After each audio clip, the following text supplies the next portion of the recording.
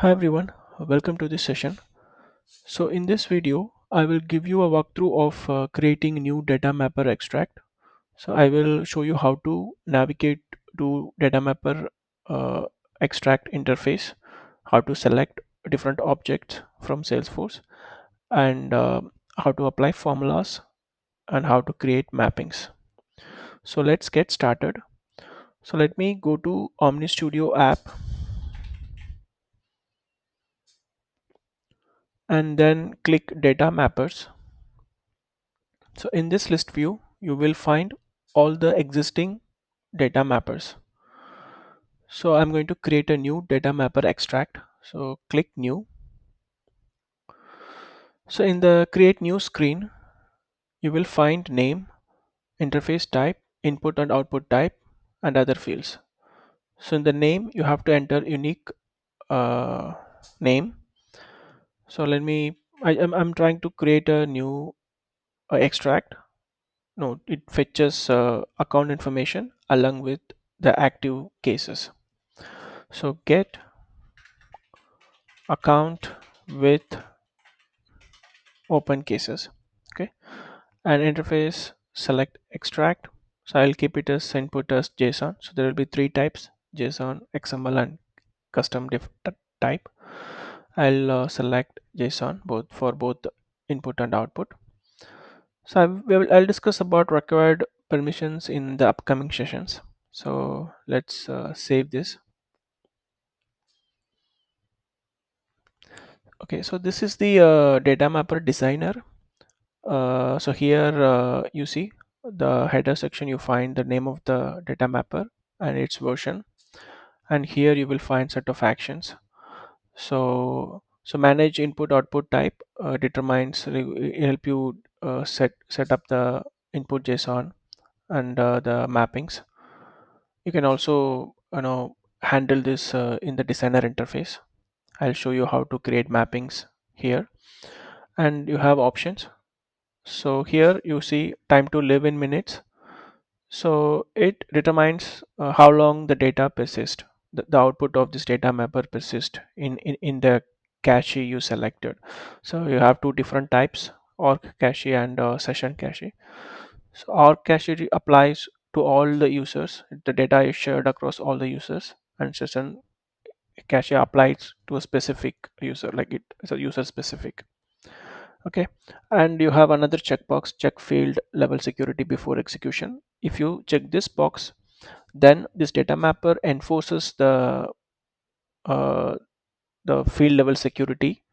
It respects the running users permissions.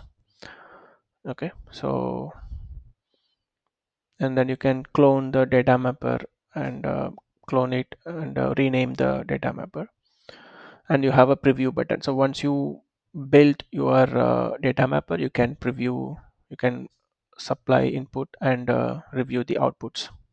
So let's get started. Let's start selecting the objects.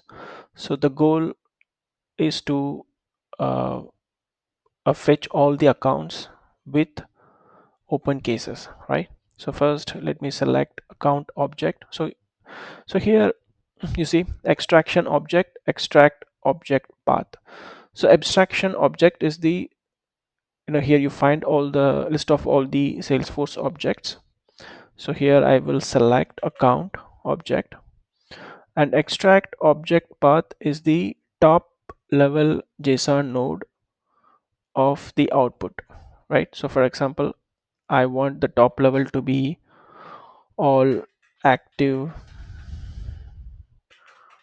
accounts, right? So under this is my top level JSON node.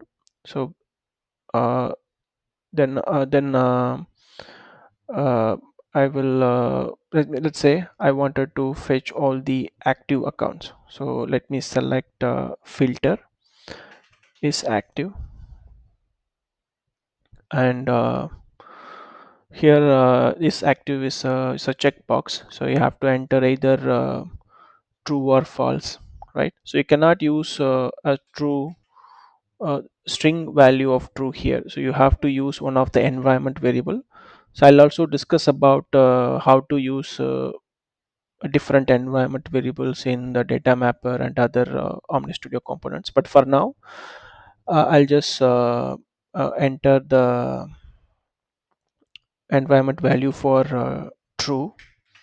So within a single quote, enter this environment variable. It starts with the dollar velocity dot true. So which means this is true.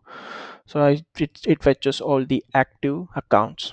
So now let me select cases. I want to fetch all the open cases associated with each accounts, right?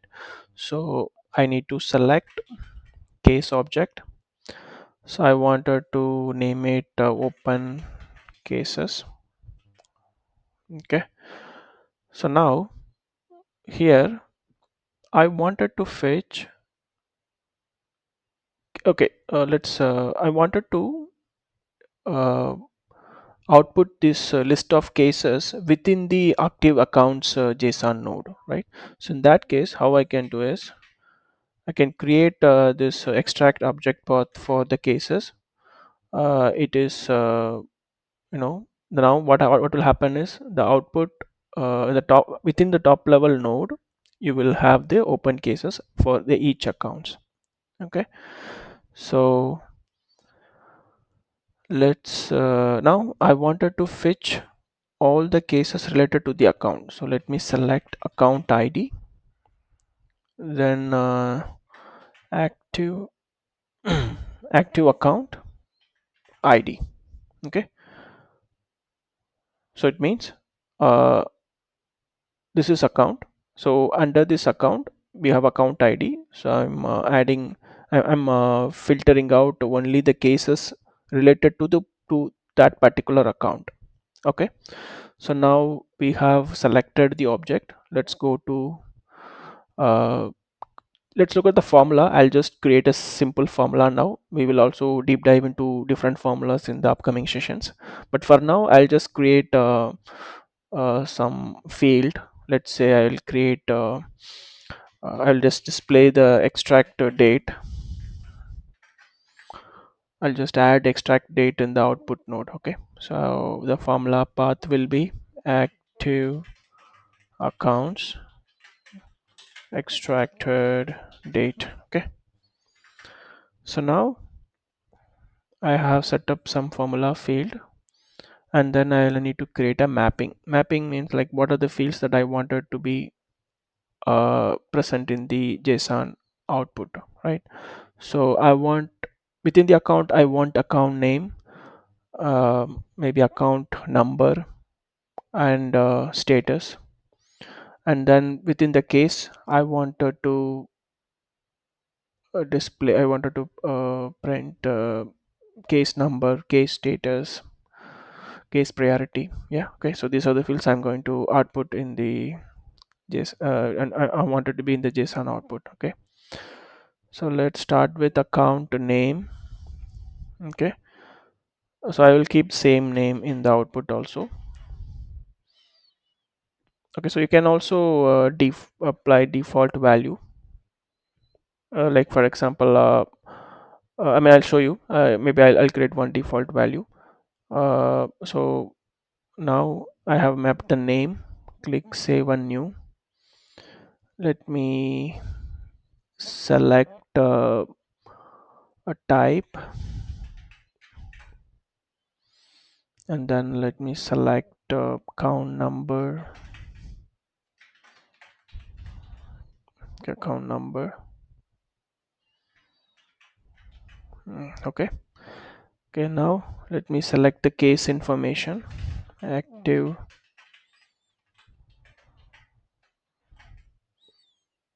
open cases, case number. Then I'll select priority,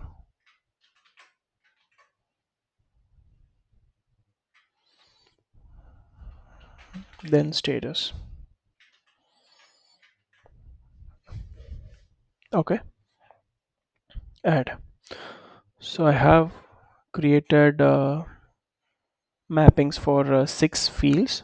three for active accounts, and three for open cases. So let's just preview. Let's review the output.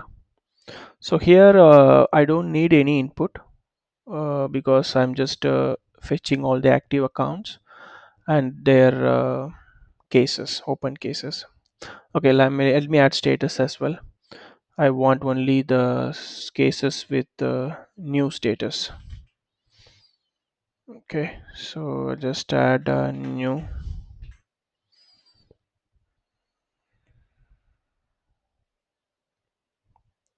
Okay, so let's preview. Okay, so in the preview screen, you see three different sections: input parameters, response, and debug error. So in the input parameters, you have to pass the input JSON. So okay, in this data mapper, I'm not passing any input, so you don't need to create any input parameter here. Okay, let me just execute. So and you see there's another checkbox here, ignore cache. So it will not look for look for the output in the cache. It will query the database and return the output. So execute. Okay, so let's look at the response first. So you see active accounts is the top level node. Under the active accounts you have it's an array, so you have more than one accounts. Under the active accounts you have account information, right, such as type, account number, and name. Within active accounts you have open cases. So for this particular account I have one case, it's 1006. Similarly for every account, every active account, you see it also prints the list of open cases, right? So this is the response. Let's look at the debug log. So you see here, you see a sockle query. The first, it fetches the object we selected, like account, and with the active flag true. So this is the first sockle query, and it fetches three active records, active accounts. And the second sockle query, which queries the case object by passing the account IDs, accounts received from first sockle query. So we are passing each account ID to the case and finding the open cases. So number of queries executed is 2 here, right? Okay, so let's make some changes and see how it you know uh, uh, okay, I also forgot to add the formula field which we created, extracted date, right? So let's see how it gets printed in the output. So I will create a new mapping, extracted date, add. Okay, so let me preview, click execute. Okay, so you see the additional field, extracted date, it's not coming from the object, it's a formula field we created, and it outputs the today's date, right? It will be present in all the nodes, all the objects, extracted date. Okay, okay, so now let's see how to pass input parameters to the data mapper. Okay, so now I wanted to I wanted a specific account. Okay, I don't want to fetch all the active accounts, so I will select name. Okay, so I'll also create one input property name. Okay, so now I need to pass name to the this data map. I need to create a new parameter in the input. So let's create a name and see what is the output. Okay, let's preview, edit as parameter. You can also manually enter the JSON with the name parameter, or you can add key value pair like this. Let's say name. I will fetch a CME. Okay, so you see, right? So now execute. Okay, now it fetched only one account, which is ACME, right? The name of the account is ACME, and it fetches all the open cases associate linked to this particular ACME account.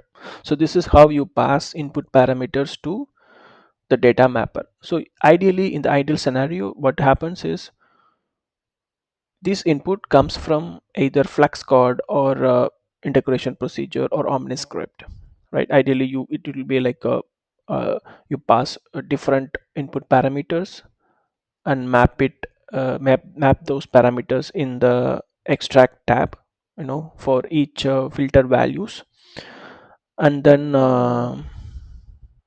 you can also apply formulas and functions, and create a mappings. So yeah, so this is this is how you create uh, data mapper extract.